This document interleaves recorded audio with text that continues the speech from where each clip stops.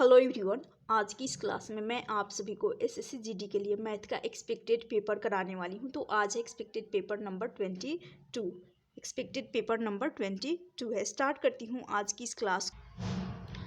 Question है, यदि 1% का 15% बराबर 1.2% है तो x का मान निकालना है। यानी 1% है तो बटा में 1/100 हो जाएगा, यानी इस बटा में 100 आ जाएगा। का है तो मल्टीप्लाई हो जाएगा। फिर 15 है, 15 लिखेंगे। 15% यहाँ पर बराबर है और यहाँ बराबर के बाद 1.2% है तो बराबर है, इन दोनों के बीच प्रतिशत से प्रतिशत कट जाएगा, बराबर हो जाएगा 1.2। अब यहाँ पर दशमलव हटाने के लिए, जैसे कि एक अंक छोड़कर दशमलव है तो बटा में 1 0 आ जाएगा और ये दशमलव हट जाएगा, यानी ये हो जाएगा 12/10। 12/10। अब इसको काट लेते हैं। 4 तिया 12, 3 से चला जाएगा 4 बार में, 3 पचे 15, 5 से चला जाएगा 3 बार में 15, फिर 0 से 0 चला जाएगा, 5 दूनी 10, 2 बार में चला जाएगा 4 × 2। क्रॉस मल्टीप्लाई करेंगे, इसका आंसर हो जाएगा 8। x का माना जाएगा 8। नेक्स्ट क्वेश्चन है, यदि घन का कुल पृष्ठीय क्षेत्रफल 96 वर्ग सेंटीमीटर है तो घन की भुजा की लंबाई क्या है। तो घन का टोटल सरफेस एरिया, घन का टोटल जिसको कहा जाता है कुल पृष्ठीय क्षेत्रफल को कहा जाता है टोटल सरफेस एरिया, बराबर होता है 6 गुना भुजा स्क्वायर, 6 गुना भुजा स्क्वायर। तो इसको भुजा को लिख रही हूँ a स्क्वायर। अब यहाँ पर टोटल सरफेस एरिया यानी कुल पृष्ठीय क्षेत्रफल दे रखा है 96, तो 6 गुना भुजा स्क्वायर बराबर हो जाएगा, यानी a स्क्वायर बराबर हो जाएगा 96 वर्ग सेंटीमीटर। 6 से यदि इसको काट रही हूँ 96 को, तो a स्क्वायर बराबर आ जाएगा 16। a का मान आ जाएगा 4, क्योंकि 4 का स्क्वायर होता है 16, तो a का मान 4 आ जाएगा। और यही पूछा गया है भुजा की लंबाई, तो 4 सेंटीमीटर इस क्वेश्चन का राइट आंसर हो जाएगा। तो ये तो रहा टोटल सरफेस एरिया, कुल पृष्ठीय क्षेत्रफल। यदि घन की आयतन की बात करें, घन की आयतन यानी वॉल्यूम, आयतन बराबर हो जाएगा a³ यानी भुजा क्यूब होता है। फिर विकर्ण, घन का विकर्ण होता है, विकर्ण बराबर होता है घन का a√3। तो विकर्ण होता है घन का विकर्ण यदि पूछा जाए तो a√3 हो जाता है, और आयतन a³ यानी भुजा क्यूब, और टोटल सरफेस एरिया 6 गुना भुजा स्क्वायर। नेक्स्ट क्वेश्चन है, एक दुकानदार एक उत्पाद को 2673 रुपये में बेचकर उस पर 12.5% का लाभ कमाता है। उस वस्तु के क्रय मूल्य का आधा कितने रुपए के बराबर होगा। यहाँ रहेगा आधा कितने रुपए के, यानी कॉस्ट प्राइस का आधा कितने रुपए के बराबर हो जाएगा। तो सबसे पहले इस 12.5% को, इसको लिखा जाता है फ्रैक्शन में 1/8। अब चलिए इसको एक्सप्लेन करती हूँ कैसे लिखा जाएगा। जैसे कि आप सभी को पता होगा ये 0.5 है, तो इस पॉइंट को हटाने के लिए, जैसे कि एक अंक छोड़कर दशमलव है, दशमलव एक अंक छोड़कर है, तो दशमलव को हटाने के लिए बटा में 1 0 आ जाएगा, यानी 5/10 हो गया। तो इसको लिखेंगे, काटेंगे, यानी 1 आ जाएगा 2। इसका फ्रैक्शन 1/2 आ जाएगा 0.5 का।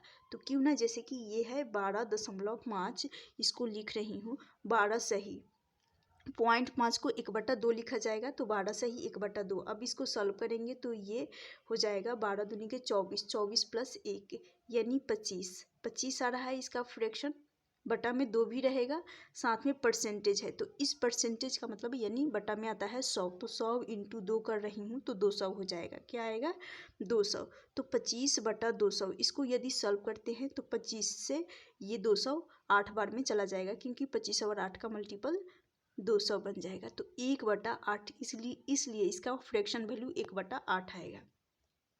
तो जैसा कि 1/8 अब तो फ्रैक्शन वैल्यू इसका आ गया 12.5 का। अब इस पे लाभ हो रहा है, पर लाभ प्रतिशत हो रहा है, तो यानी इस 8 पे 1 रेशियो का प्रॉफिट हो रहा है।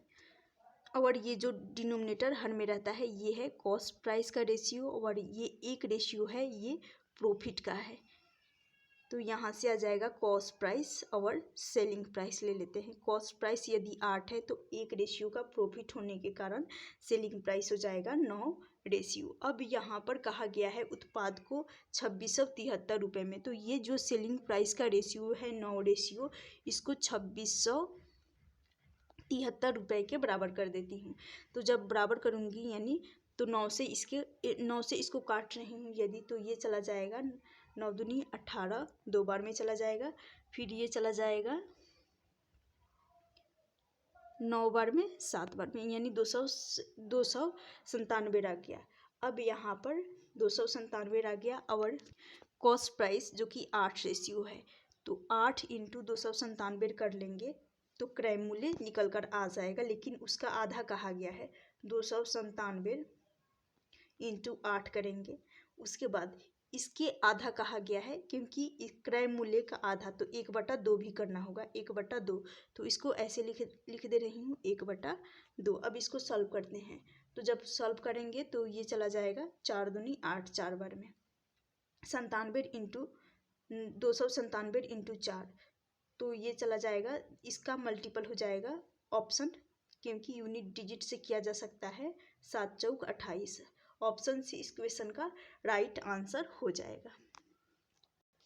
नेक्स्ट क्वेश्चन है, यदि x माइनस 2/x बराबर 4 है और निकालना है x² प्लस 4/x² का मान निकालना है, तो जब भी आप सभी को पता होगा, जब भी x से x प्लस यहाँ माइनस है, माइनस का सिंबल है, x माइनस 1/x से बराबर p रहता है और इससे जाना होता है x²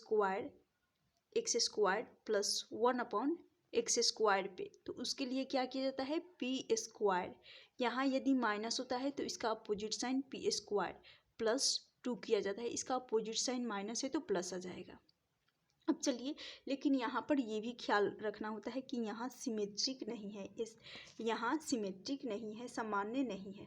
तो जैसे कि ये है तो इसके साथ साथ 2a इसको a मान रही हूँ और इसको b मान रही हूँ, तो जब सिमेट्रिक नहीं होता है तो यहाँ पर आ जाता है 2 के साथ ab भी आएगा क्योंकि ये एसिमेट्रिक है। तो जैसे कि 4 को मान लेती हूँ p, तो p² प्लस 2 और a का मान है x रख रही हूँ, और उसके बाद इसको b का मान जो कि हो जाएगा मल्टीप्लाई रहेगा क्योंकि 2ab 2/x आ जाएगा, 2/x आ जाएगा। अब यहाँ से x से x कट जाएगा, जब x से x कट जाएगा तो यहाँ 2 बचा और मल्टीप्लिकेशन में यहाँ पर 2। p का मान जैसे कि 4 है, 4 का स्क्वायर कर लेंगे 16 होगा, लेकिन 2 और 2 इसका मल्टीप्लाई कर लेंगे 4, तो 16 और 4 ये हो जाएगा 20। उम्मीद करती हूँ क्वेश्चन समझ में आ गया होगा। ऑप्शन ए इस क्वेश्चन का राइट आंसर हो जाएगा। ये एसिमेट्रिक था, नहीं तो इसको डायरेक्टली p² असामान्य है, नहीं तो इसको p² प्लस 2 कर दिया जाता, इसका आंसर हो जाता। नेक्स्ट क्वेश्चन है, ए ने एक वस्तु को 4800 रुपये में खरीदा और उसे 30% की हानि पर बेच दिया। इसी राशि से उसने एक और वस्तु खरीदी और 60% के लाभ पर बेच दिया, तो उसने कुल कितना लाभ या हानि हुई। तो जैसे कि ऑप्शन में दे रखा है सभी परसेंटेज में, और यहाँ पर ये रुपए, इनका कोई यूज नहीं होगा। सबसे पहले बता देती हूँ इनका कोई यूज नहीं होगा। अब यहाँ पर 30% है, 30% को सॉल्व कर लेंगे, 30/100 करेंगे तो 3 आ जाएगा 10, क्योंकि 30 के एक शून्य से 100 का एक शून्य कट जाएगा तो बचेगा 3/10। अब इस पे हानि, इस 10 रेशियो जो कि कॉस्ट प्राइस है, और इस कॉस्ट प्राइस पे 3 रेशियो का लॉस हो रहा है, 3 रेशियो का लॉस हो रहा है। तो यहाँ से कॉस्ट प्राइस और सेलिंग प्राइस, कॉस्ट प्राइस जो कि 10 है तो सेलिंग प्राइस आ जाएगा 7, क्योंकि 3 रेशियो का लॉस हो गया। फिर यहाँ पर 60%, 60%, इसको यदि सॉल्व कर रहे हैं 60/100 करेंगे तो ये 20 से चला जाएगा, 20 दिया 60 और 20 बचे 100, 3/5 आएगा। लेकिन फिर से यहाँ पर कॉस्ट प्राइस जो डिनोमिनेटर में रहता है ये कॉस्ट प्राइस क्रय मूल्य होता है, और इस क्रय मूल्य पर 3 रेशियो का यहाँ पर प्रॉफिट हो जाएगा, यानी 5 पे 3 रेशियो का प्रॉफिट, क्योंकि कहा गया है लाभ हो रहा है तो लाभ 3 रेशियो का हो जाएगा, तो ये 5 से 8 रेशियो हो जाएगा। अब इनको आपस में मल्टीप्लाई कर लेती हूँ, तो यहाँ से 50 आ रहा है और यहाँ से 56 आ रहा है। क्यों ना मैं इस 50 को 100 बनाने के लिए दोनों साइड यहाँ पर 2 का मल्टीप्लाई कर रही हूँ, क्योंकि 100 बना लेती हूँ ताकि इजी हो जाए। तो इस साइड भी 2 का मल्टीप्लाई कर लूँगी, क्योंकि यहाँ 100 बनाने के लिए 2 का मल्टीप्लाई किए, तो इस साइड भी 2 का मल्टीप्लाई कर लेती हूँ। तो ये हो जाएगा 50 × 2 100 हो जाएगा, और फिर 56 × 2 ये हो जाएगा सेलिंग प्राइस, जो कि हो जाएगा 6 दूनी 12, 5 दूनी 10 और 1 11, 112 हो गया। अब ये 112 100 से 112 यानी 100 कॉस्ट प्राइस है, तो सेलिंग प्राइस 112। अब कहा गया है कुल कितना का लाभ या हानि हो रहा है, तो साफ साफ दिख रहा है कि कॉस्ट प्राइस सेलिंग प्राइस से कम है, तो इस केस में प्रॉफिट ही होगा, वो भी 12% का। ऑप्शन ए इस क्वेश्चन का राइट आंसर हो जाएगा। इनका डिफरेंस लेने पर 12% आंसर आ जाएगा। नेक्स्ट क्वेश्चन है, ए अकेले एक कार्य को 20 दिन में समाप्त कर सकता है, जबकि बी अकेले इसी कार्य को 25 दिनों में पूरा कर सकता है। दोनों मिलकर 5 दिन तक कार्य किया, यानी ए और बी दोनों मिलकर 5 दिन तक कार्य किया, फिर बी काम छोड़कर चला गया, तो शेष कार्य को ए अकेले कितने दिनों में समाप्त करेगा। ए कार्य को कितने दिनों में, 20 दिनों में कर रहा है, फिर बी कार्य को 25 दिनों में कर रहा है। अब ये यहाँ पर 20 और 25 का एलसीएम ले लेंगे, जो कि 100 लेंगे, 100 से 100 20 से भी चला जाएगा और 25 से, तो 20 से 5 बार में और 25 से 4 बार में जा रहा है। अब यहाँ पर कहा गया है दोनों मिलकर, यानी ए और बी, ए की इफिशियंसी कार्य क्षमता 5 है और बी की कार्य क्षमता 4 है, तो दोनों की यदि कार्य क्षमता इफिशियंसी को ऐड कर रही हूँ तो 9 हो जा रहा है। तो दोनों मिलकर 5 दिन तक, ए और बी दोनों मिलकर 9 की इफिशियंसी से, 9 की कार्य क्षमता से 5 दिन तक कार्य कर रहे हैं, तो दोनों ने मिलकर 45 काम तो पूरा कर लिया। 45 काम उसने, ए और बी दोनों ने 5 दिन में पूरा कर लिया 9 की इफिशियंसी से। तो टोटल वर्क यहाँ जो आता है ये टोटल वर्क होता है, टोटल वर्क 100 है। इस 100 में से 45 को माइनस करेंगे, बचेगा 55। अब जो शेष कार्य, ये 55 बचा है शेष कार्य, और इसी शेष कार्य को ए अकेले करेगा, कहा गया है ए अकेले करेगा, और ए की इफिशियंसी, ए की कार्य क्षमता है 5, तो टोटल शेष कार्य है 55 कार्य को ए 5 की इफिशियंसी से करेगा, ए 5 की इफिशियंसी से 11 दिन में कंप्लीट कर लेगा। ऑप्शन बी इस क्वेश्चन का राइट आंसर हो जाएगा। नेक्स्ट क्वेश्चन है, 126 मीटर तथा 114 मीटर लंबी 2 रेलगाड़ियां विपरीत दिशाओं में क्रमानुसार 30 किलोमीटर प्रति घंटा तथा 42 किलोमीटर प्रति घंटा की चाल से जा रही है। मिलने के कितने समय बाद वे एक दूसरे को पार कर लेंगी। तो सबसे पहले यहाँ पर ध्यान दीजिएगा, यहाँ रिलेटिव स्पीड यानी सापेक्ष चाल लगेगा, क्योंकि दो ट्रेन जब भी एक दूसरे के विपरीत जा रही होती हैं, जब दो ट्रेन एक दूसरे के विपरीत जा रही होती हैं तो उसके सापेक्ष चाल जुड़ जाता है, क्योंकि वे एक दूसरे के विपरीत जब सेम दिशा में, सेम डायरेक्शन में जाती हैं तो घटता है। यहाँ पर क्या होगा, जुड़ जाएगा, क्योंकि एक दूसरे के विपरीत जा रही हैं। और उनके लंबाई जो लेंथ है 120 ट्रेन, दोनों ट्रेनों की 126 और 114, ये ऐड हो जाएगा, दोनों की लेंथ लंबाई ऐड हो जाएगा। तो यहाँ से जैसे कि सबसे पहले स्पीड की बात कर लेते हैं, दोनों 30 किलोमीटर प्रति घंटा और फिर 42 किलोमीटर प्रति घंटा है, तो इन दोनों को ऐड कर लेंगे क्योंकि एक दूसरे के विपरीत जा रही हैं। तो यहाँ से आ जाएगा 72 किलोमीटर प्रति घंटा। 72 किलोमीटर प्रति घंटा को आप सभी को पता होगा कि इस ऑप्शन दे रखा है सेकेंड में, तो किलोमीटर प्रति घंटा को मीटर प्रति सेकेंड में बदलना है। तो उसके लिए 5/18 का मल्टीप्लाई कर लेंगे, 18 से काटेंगे तो ये चला जाएगा 1872, 4 बार में चला जाएगा, 5 × 4, यहाँ से आ जाएगा 20 मीटर प्रति सेकेंड। 20 मीटर प्रति सेकेंड आ गया। अब ये जो 20 मीटर प्रति सेकेंड है, ये इस मीटर प्रति सेकेंड को, जैसे कि उनके लेंथ को, पहली ट्रेन की लंबाई 126 मीटर है और दूसरी की 114 मीटर है, इनको ऐड कर लेंगे क्योंकि ये डिस्टेंस है, इनकी दूरी को ऐड कर रहे हैं, उनकी लेंथ को ऐड कर रही हूँ। तो ये हो जाएगा लंबाई, दोनों ट्रेनों की लंबाई जुड़ जाती हैं और उनके चाल भी जब विपरीत दिशा में जा रही हैं तो चाल भी जुड़ जाएगा। तो यहाँ से आ जाएगा 10, 3 और 1 4, 24, 240 मीटर लंबी ट्रेन है और 20 मीटर प्रति सेकेंड की चाल से कितने समय बाद वो एक दूसरे को पार कर लेंगी। तो इसमें 20 का भाग लगा देंगे। यहाँ से टाइम निकालनी है, तो टाइम बराबर होता है दूरी, डिस्टेंस अपॉन हो जाएगा स्पीड।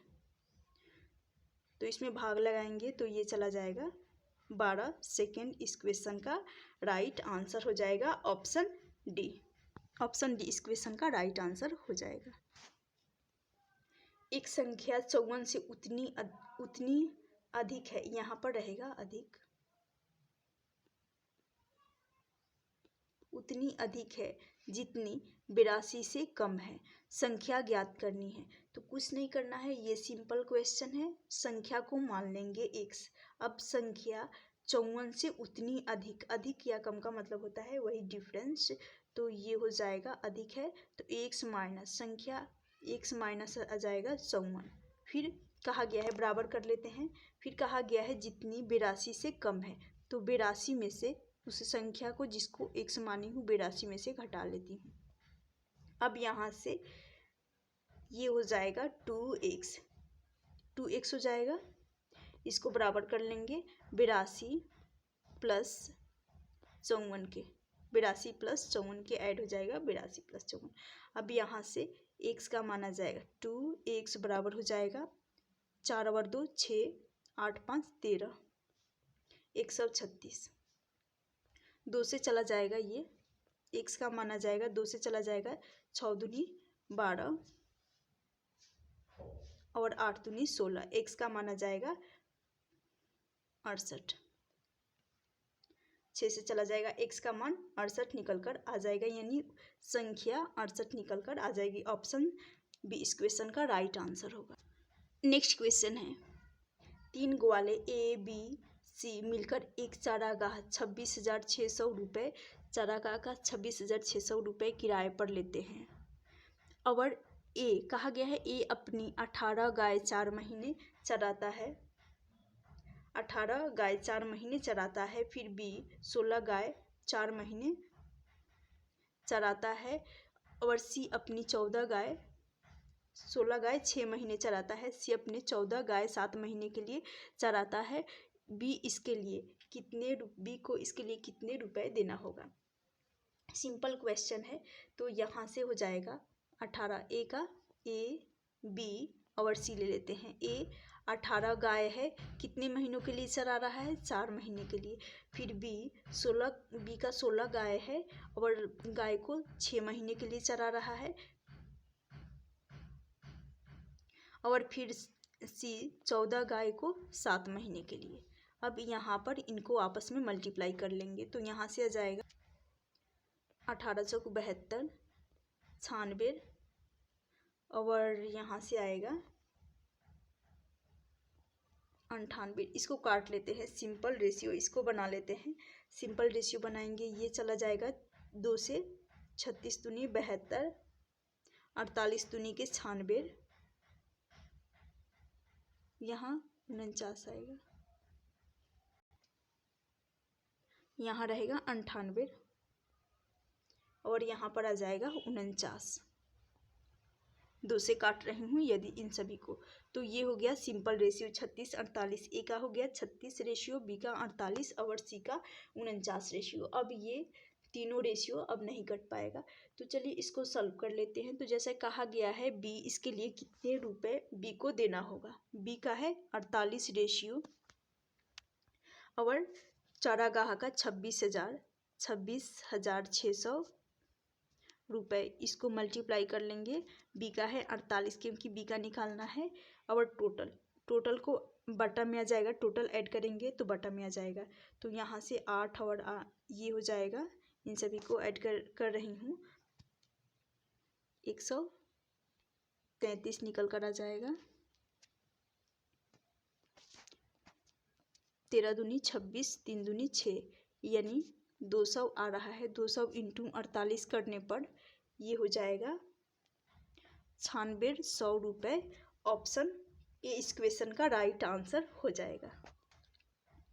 नेक्स्ट क्वेश्चन है, एक बॉक्स में रखे हुए 107 नोटबुक का भार 12.7 kg 10.7 kg है।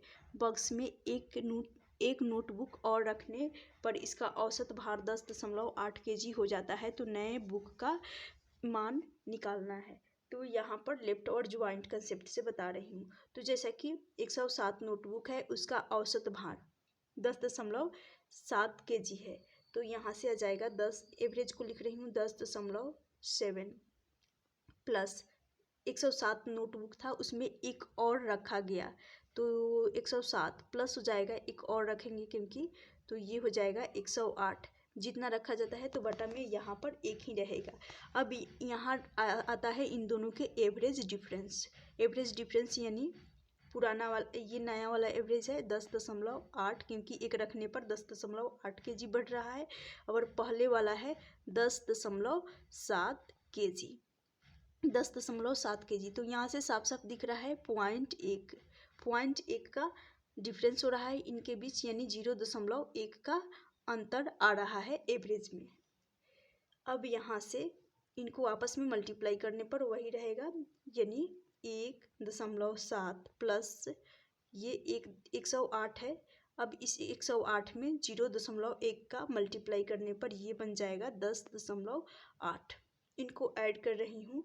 तो ऐड करने पर ये बन जाएगा 15 और ये 10 और 10 20 और 1 21 हो जाएगा, यानी 21.5। ऑप्शन ए इस क्वेश्चन का राइट आंसर हो जाएगा। यहाँ पर एवरेज आया है और 107 नोटबुक पहले था, ये पुराना वाला एवरेज यहाँ पर आया है ओल्ड एवरेज, और 107 नोटबुक पहले था और एक नोटबुक और रखने पर 108 हो गया क्योंकि एक नोटबुक रखने पर 108 आ गया और एक ही रखा जाता है तो इसलिए बटा में एक आया। यहाँ पर दोनों का एवरेज आता है, दोनों का औसत भार। तो पहले वाला का है 10.7 है और नया वाला का है जो एक बढ़ रहा है उसका है 10.8। इन दोनों का आ गया 0.1 का अंतर। इनको मल्टीप्लाई करने पर 21 और ऐड करने पर एवरेज में 21.5 kg इस क्वेश्चन का राइट आंसर हो जाएगा।